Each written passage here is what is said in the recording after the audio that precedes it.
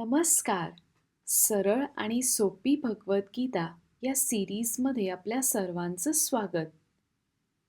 या भागाचा क्रमांक आहे 111. क्षेत्र क्षेत्रज्ञ विभाग योग म्हणजेच गीतेतला 13वा अध्याय हा आपण समजून घ्यायचा प्रयत्न करत आहोत. पूर्वी कार्टून्समध्ये एक उत्तेजक गोष्ट म्हणजे कॅरेक्टर्समध्ये असलेले सुपरपॉवर्स जसे की इनव्हिजिबिलिटी किंवा अदृश्यता किंवा एका वेळेला 2 ठिकाणी असणे किंवा हवी तेवढी शक्ती असणे, असे हे सुपरपॉवर्स परमात्मा यांच्यात नक्कीच आहेत. नक्की कोणत्या सुपरपॉवर्स आहेत ते जाणून घेऊया आजच्या या भागात. ज्योतिषामपि तज्ज्योतिस्तमसः परमुच्यते ज्ञानैज्ञेयैज्ञानगम्यं हृदि सर्वस्य विष्ठितम्.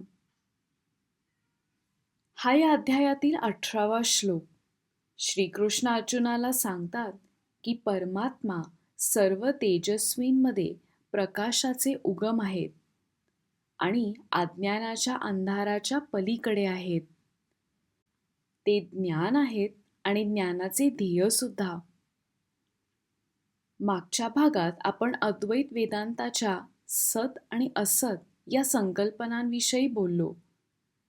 श्रीकृष्ण हे सगळीकडे आहेत, आपण आणि परमात्मा यांच्यात काहीच फरक नाही हे पण बोललो. शेवटी वीज किंवा इलेक्ट्रिसिटी ह्याचे उदाहरण घेऊन या नवीन संकल्पना समजण्याचा प्रयत्न केला. आजचा अभ्यास 16व्या श्लोकापासून सुरू करूया. या श्लोकात श्रीकृष्ण म्हणतात की ते बहिरंतश्च भूतानाम म्हणजे ते सर्व प्राण्यांच्या आत आणि बाहेर दोन्ही ठिकाणी अस्तित्वात आहेत.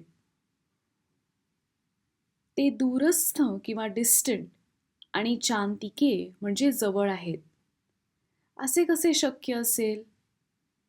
उदाहरणार्थ, एखादा फुगा हा त्यात हवा भरली की फुगतो, एक प्रकारचा आकार घेतो.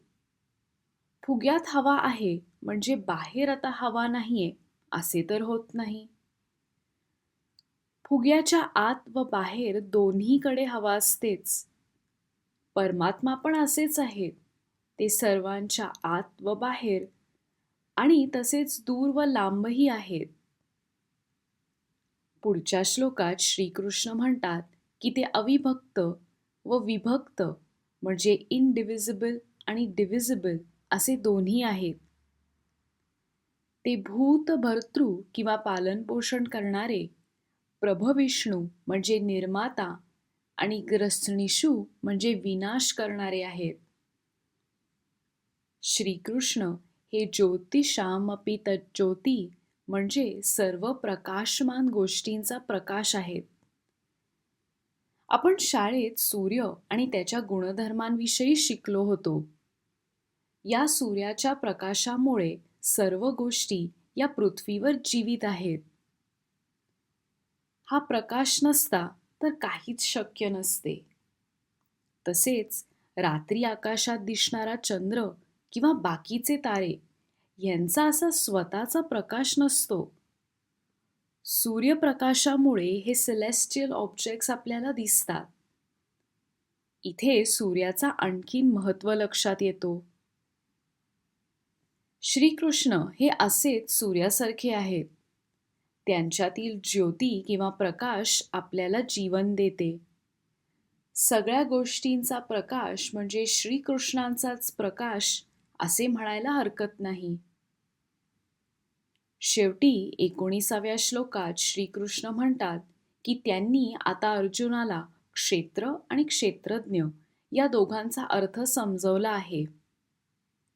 भा. द. खरे यांनी लिहिलेली कादंबरी तुका झाला पांडुरंग यात क्षेत्र आणि क्षेत्रज्ञ याचा खरा अर्थ समजल्यास तुकाराम महाराज पांडुरंगाशी एकरूप झाले. हे समजणे म्हणजे खरे विज्ञान. ज्ञान जितके महत्त्वाचे तेवढेच विज्ञान. फरक इतकाच आहे की ज्ञान हे सहज मिळू शकते, पण याच ज्ञानाची पूर्तता किंवा रिअलायझेशन हे आपल्यावर अवलंबून आहे.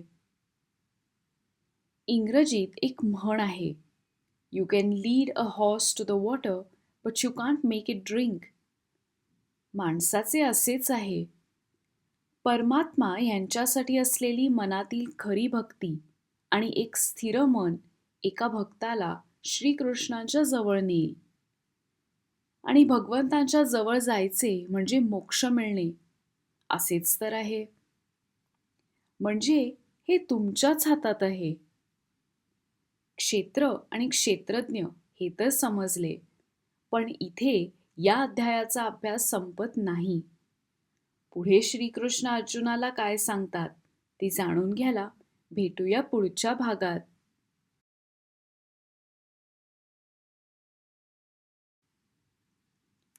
धन्यवाद.